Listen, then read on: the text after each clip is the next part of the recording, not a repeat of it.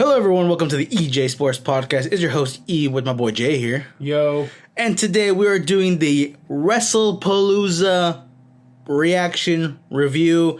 Basically, anything that happened at Wrestlepalooza, we're going to be talking about it. Especially match by match. First thing I have to say off the gate, Wrestlepalooza, it sucked. For me. Mega disaster. Exactly.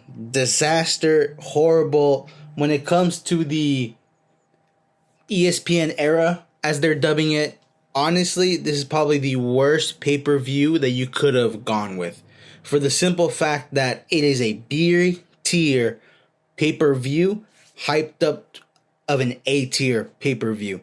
What I mean by that is that they hyped this up as if it was SummerSlam, Survivor Series, a Royal Rumble, a WrestleMania-esque. And for me, it was like, if you could think of back in the day, like Bash in the Beach, if you know what I'm saying. Back in the day of a Cyber Monday, if you remember that. You know, those eras of pay-per-views, because honestly, nothing happened. What I mean by that is that only one thing happened, and that was of significance. But before we get to that, Jay, what is your raw reaction? We heard you said it was disastrous. Do you want to go more in depth of why Wrestlepalooza was disastrous? It was just disaster. There were some matches that they needed there wasn't any story. Like John Cena against Brock Lesnar. Where's the story right there? It was just, alright, let's just have Brock Lesnar against John Cena. That's so they could bring in star power for the viewers to actually log into ESPN and watch the match. You know, while we're talking about ESPN, in my opinion, why are there ads on a premium live event? There should not be any ads. One thing they have to do, what they have to copy from AEW, no ads. And that's 100%, and that's one of the main things. One of the main things about this weekend, AEW was going on before, but it happened on the same day. And I'll be honest with you, I saw AEW.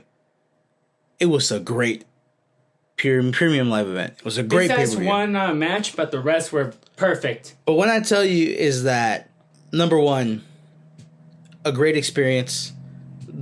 Truly, as someone who doesn't follow AEW as much as Jay, me going into it, I understood the stories. I understood what was going on. When I tell you the triple threat match of Okada, Máscara Dorada, and I keep butchering his name, so Jay... Tekasha. Thank you. That triple threat was amazing. When I tell you that triple threat was great, oh my god, better than any match possibly on Wrestlepalooza. And the reason why I say that, because there's one match on Wrestlepalooza that, in my opinion, was pretty close to a 5-star match. AEW had some contenders to a 4.5-star matches, if you know what I mean. We're going to go to the first match, which was the opener, which in my opinion shouldn't have been the opener if they would have actually done a regular match. But because of the way it went, Brock Lesnar versus John Cena, the squash match to open the card, to open the night. In my opinion, I hear a lot of hate out there. For me, I like the match. The reason for it, the Beast is back. For me, this was a great match for Brock Lesnar. For John Cena fans out there, you must have hated this match with all your being because he got squashed. But in my opinion, when it comes to this match, they're going to do a sort of rematch, possibly in Crown Jewel. For the simple fact, John Cena has no scheduled Raw or SmackDown events or show up during that time. You need a built-in storyline for him to have a match in Crown Jewel, or even a match in War Games. So for me, this is a great way to set up a match at Crown Jewel against Brock Lesnar. Jay, what do you think? I think it's not going to be in Crown Jewel. It's going to be on War Games. It's going to be a 4v4, 5v5 War Games match. John Cena's team against Brock Lesnar's team. In my opinion, that makes no sense. Because the War Games match is already going to be the Vision versus the rest. So you're most likely going to put Brock Lesnar with the Vision. Then you'll have what?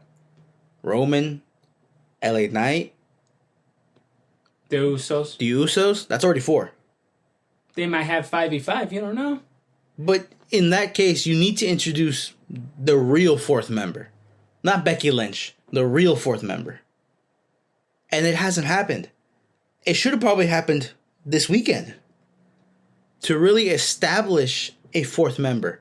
To really have an Evolution style, faction. With Becky Lynch, you're doing side quests. And trust me, we're going to get to that match. Because I have some strong words for that match. But when it comes to the Vision, if you really want to make them a formidable team, you need to have a trio with the champion. Somebody that can go after the Intercontinental belt, the tag teams, and the World Championship to really be the dominant team on Raw. Right now, we have a World Champion who honestly isn't a good World Champion. Then you have Becky Lynch, who isn't the World Champion. She's the Intercontinental Champion of the women's side. And then you have Braun and Braun out there. So for me, we got a little sidetracked. This match, in my opinion, I liked it. As someone who just liked to see Brock be Brock. What rating are you going to put? Because it's a squash match, I can't go higher than a 3. I will give it a 2. For me, it's a 3. Because it showed, number 1, the Beast. And number 2, again, we've said this since the beginning. This isn't Super Cena. This is John Cena, regular John Cena. And this proved that, number 1, and most likely what's going to happen in the future, Brock's probably going to go for another world title. So for me, I give it a 3. Jay, you give it a 2. You want to know why I give it a 2? Why? Because it wasn't in the main event. If it was in the main event, I would have given it a 3.5. Alrighty then. We're going with the second match, the tag team match, with the special guest referee, L.A. Knight, when it's against the Usos versus Braun and Braun. For me, probably the worst match of the night. And the reason why I say that, it did nothing. Nothing was, progressed. They knew this match wasn't good because they had to add LA Knight during the kickoff. They didn't have LA Knight as a special guest referee. This build-up did not have LA Knight. He was going to be left off the card. This match needed LA Knight for it to be a good match. Because LA Knight made it a no disqualification Extreme Rules match. Without LA Knight putting a regular referee, do you really think this was going to be a good match? In my opinion, no. In my opinion, yes. And LA Knight made it even better. For me, it's a 4.2 match. Me at 2.5. What a waste. If not a 2. Because, again, the talking point of this match wasn't even the match. It was Jey Uso splitting his own head open and bleeding because he couldn't execute a chair shot. That's what makes Extreme Rules even better. But that's the thing. It wasn't because it was Extreme Rules, because he messed up a chair shot and got himself busted open. So for me, this match was not good. Honestly, it was just a beatdown of Jimmy until Jay came in. Once in a while, LA Knight made it entertaining. Other than that, honestly, it is a regular match I have seen on Raw week in and week out. Just that this time, they let them be Extreme Rules to have a finish. 4.2. This match could have been on Raw. 2.5. Next. The best match on the card. The match that I predicted was going to be great. Honestly, could be a 5-star classic. Io Sky versus La Primera, Stephanie Vaquer, for the vacant Women's World Championship. When I tell you this match was great, The match was great. And I predicted it. If you guys were to look back at our video, when we made this reaction, when we gave the previews, when we gave the predictions, I said it. If there is no interference, if nothing happens and they let them cook and they get the time to cook, this was going to be a near 5-star match. If you tell me it's a 5-star match, but I'm pretty sure other people don't have it that way. Stephanie, Io, two of the best women's wrestlers out there. When I tell you this match cooked, Stephanie Vaquer, now the new women's world champion. She joins a class of elite Latino champions, world champions. Up in that pedestal, you got Rey. You have Eddie. You have Alberto Del Rio. Now as Mega Campeón, Dominic Mysterio. And now Stephanie La Primera Vaquer joins that realm. And for me, I am so excited to what's going to happen next. Before I get on a little tangent, Jay, what do you give the rating of this match? 3.8. You are bugging. It was a pretty good match, but I will give it 3.8. You're telling me this match was worse than the Jey Uso and Jimmy Uso versus the Bronx? Of course. No! This match is way better. No. I disagree with you. Why? Because, number one, they need to give them a little bit more time. Number two, there was decent wrestling. There wasn't any story. There was story, but not that much. Decent wrestling? No story?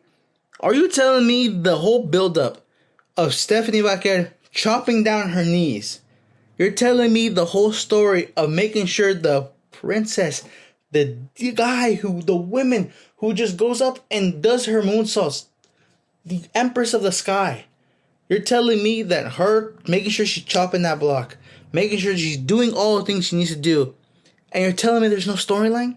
It wasn't good wrestling? I agree. No. Again. Hey, the finisher was cool.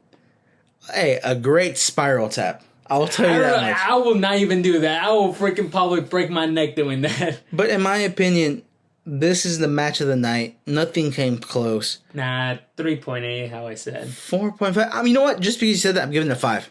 That's a 5-star match. The Jimmy Uso one. That was a 4.2. No way. All right, then. We're going to go to the second match. In my opinion, the second to worst match. The match where I predicted was going to be probably the worst match. Because it was. And I'll be honest with you. I have seen people out there praise this match. This match went 29 minutes. I'm almost certain 15 of those minutes was boring. What I mean by that is that we spent about 10 to 15 minutes just CM Punk getting killed. And when I tell you that I walked away and I came back, and Jay is my witness because Jay saw the match. I walked away for about 5 minutes and I came back and they were still doing the same thing. I get it. They were trying to get heat. There's one thing that's just heat. There's another thing that's called boring.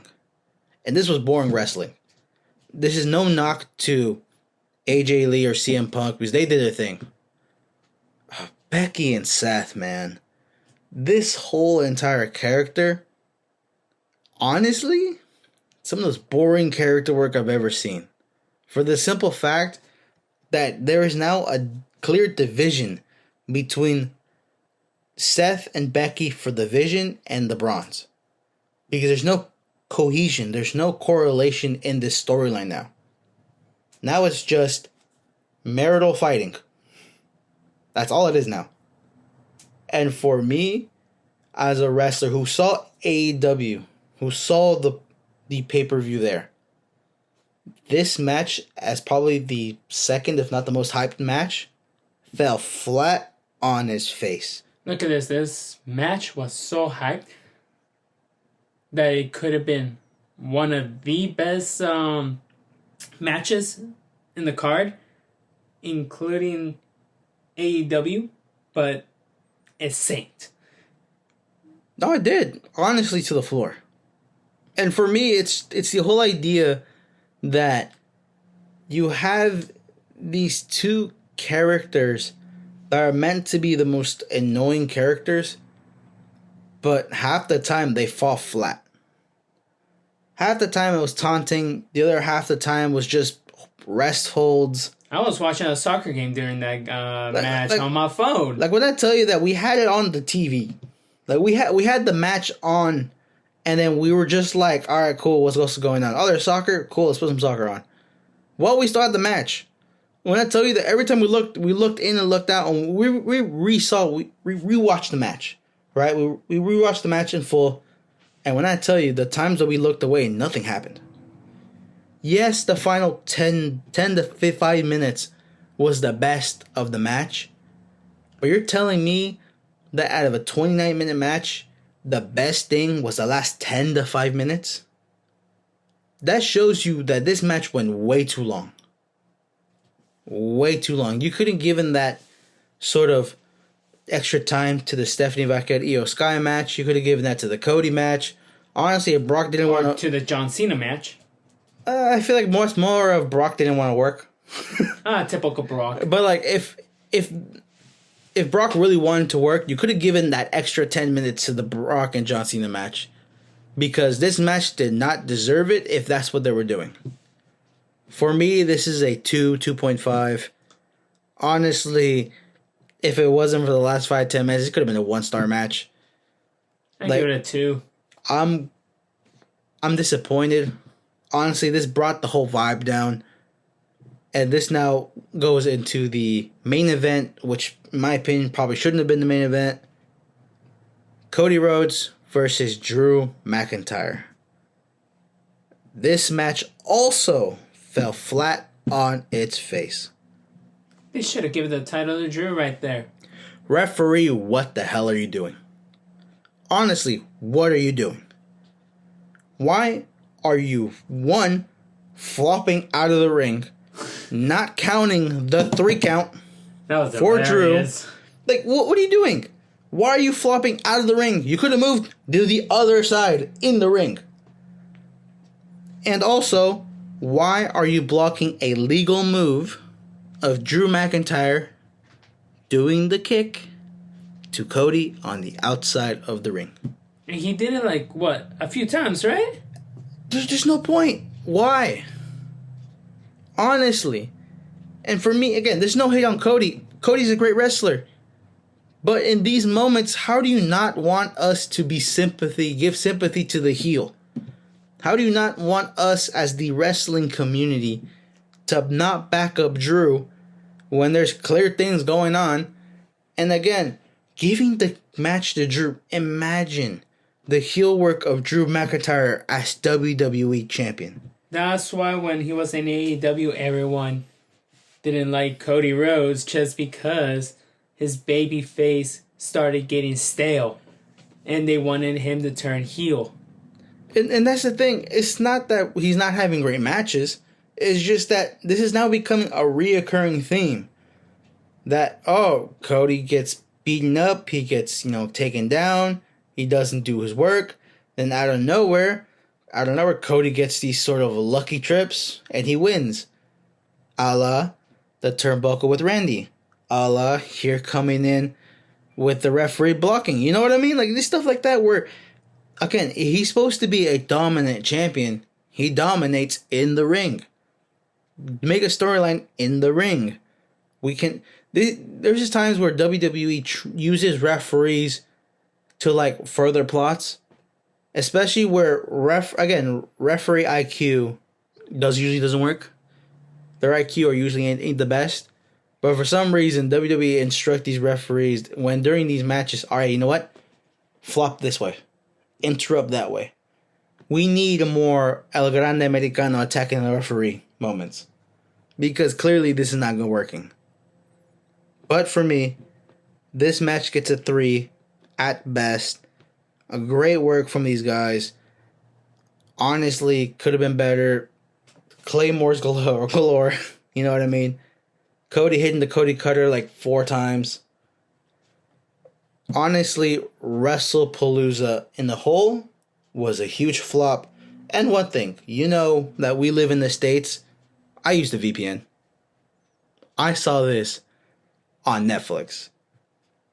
And honestly, from what I'm hearing and what I'm seeing about the rest of the American crowd who did get ESPN, I'm seeing a lot of times that it was not great. Oh no, there were some people that they were like struggling to log in and all that to ESPN. And again, like, well, me and Jay, we both have a ESPN Plus, right? We got it on the bundle. When we saw we had to pay an extra $30 apart from our bundle to get ESPN Unlimited to watch WWE, shout out to Santi Zap when he said this. For all American viewers, get a VPN. It's way worth it. I agree 100%. Get a VPN. It is much better than using ESPN. You're paying less. I saw that people are going to be paying nearly $2,000 a year for using ESPN. Not just that, they're going to pay a little bit more with freaking Netflix than... But that's what I'm saying. Like, a fan of WWE now has to, if they want to use a VPN, you pay a VPN and you get Netflix. Or it's simple. If you want it for free, just watch the the highlights on YouTube. True. I do that. I'd rather do that than freaking pay all of that. I will do that. I will just watch the highlights on the WWE YouTube channel. And again, guys, for the international viewers, for the ones who's listening in, you guys have it great. Just everything's on Netflix. Raw, SmackDown, NXT. Everything. Lucky you guys. Everything. For American viewers, I 100% recommend get a VPN. It's much easier, much better. ESPN Unlimited is not worth it. Trust me when I tell you it's not worth it. It was better on Peacock. 100%. Again, guys, that's our final thoughts. Honestly, we'll give our final rating when it comes to Wrestlepalooza. I give the rating a 2.5 out of 5. The only match worth rewatching is the Io Sky versus Stephanie Vaquer, and then watch the last 5 minutes of the AJ and CM Punk versus Seth Rollins and Becky Lynch. Other than that, the rest of these matches you could honestly skip.